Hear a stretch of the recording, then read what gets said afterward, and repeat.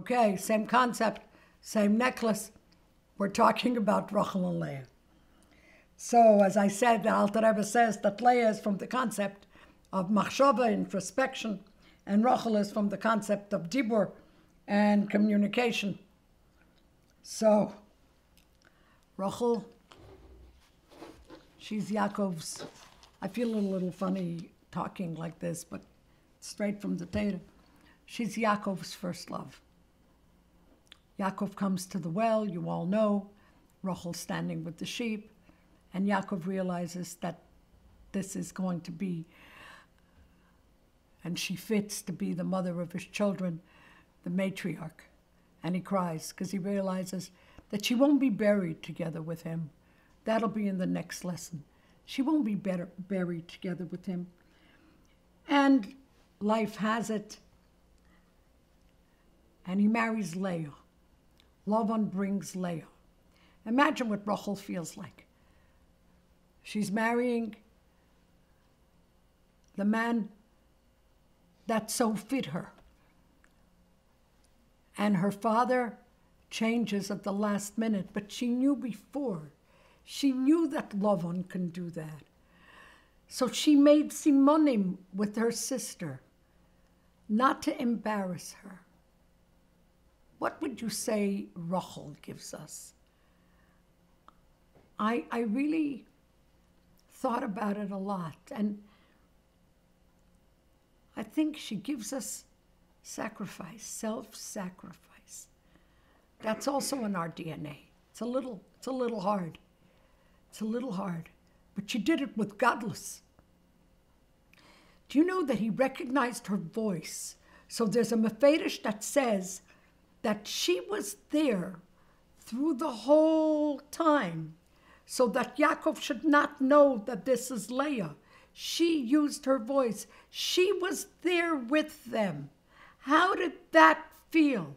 Not only did she give her husband away, but she had to be there so that it was her voice that he heard. Wow. Talk about rising above. Talk about, but we have it in our DNA. That means that if you need to rise above something, you could.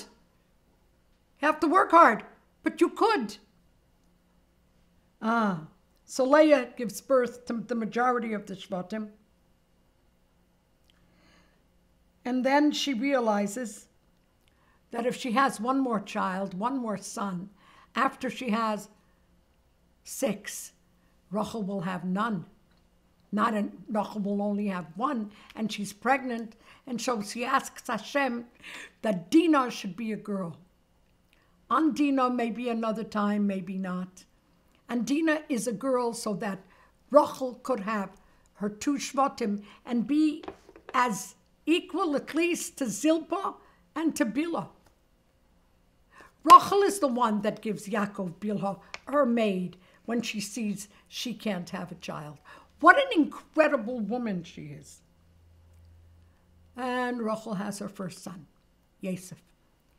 And she wants another son, and she calls him Yosef li ben Achir. Give me one more son. I want to tell you something. For the rest of history, there is the rivalry between Rachel's children and Leah's children. Let's go through it. Mesha.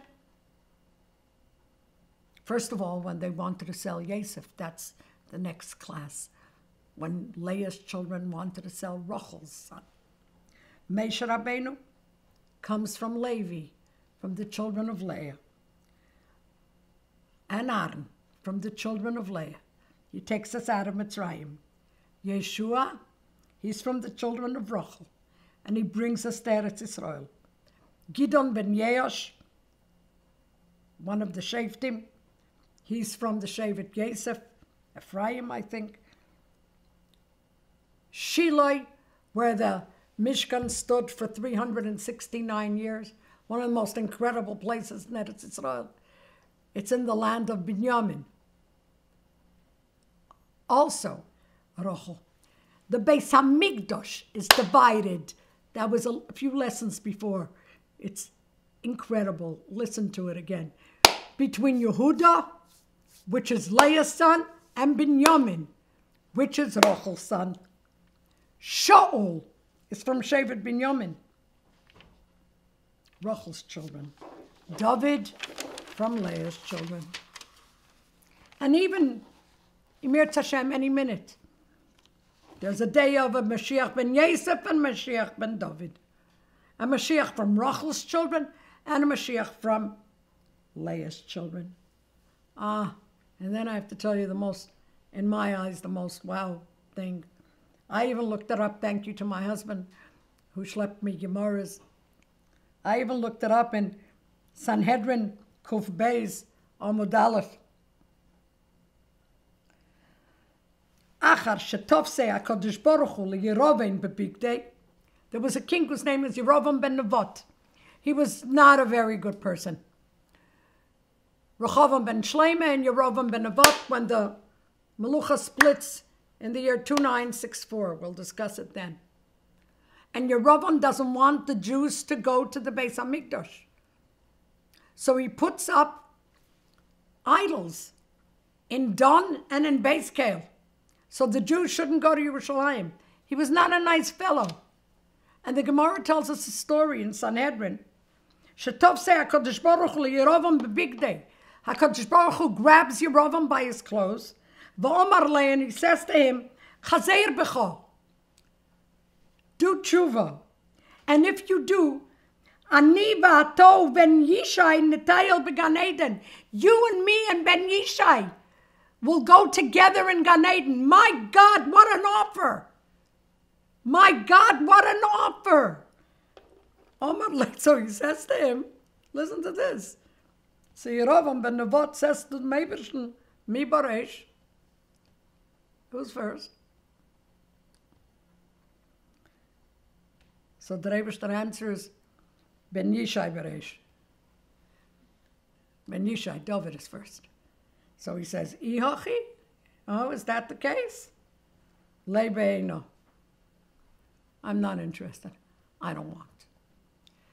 Listen to that. Could you imagine?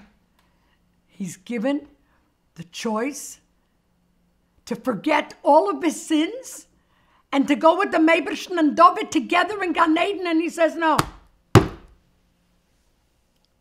If Leah's kids are first, I'm not going. Do we sometimes do that and make Gnadishkeiten because of jealousies? So let me repeat again. Within our DNA is the ability to rise above all of that. It's been done before, and they give us the keiches to do it. Chava gives us the keiches to do tshuva. Sarah gives us the keiches to be mechanech our children. Rivka gives us the keiches for selflessness. Leah gives us the keiches for tefillah, because it worked. It worked. And Rachel gives us the keiches to rise above. Not to stop at little things. To give weiter no matter what. In the next class, Rachel and everything she did. Thank you very much. L'chaim, come back. Sei gesund.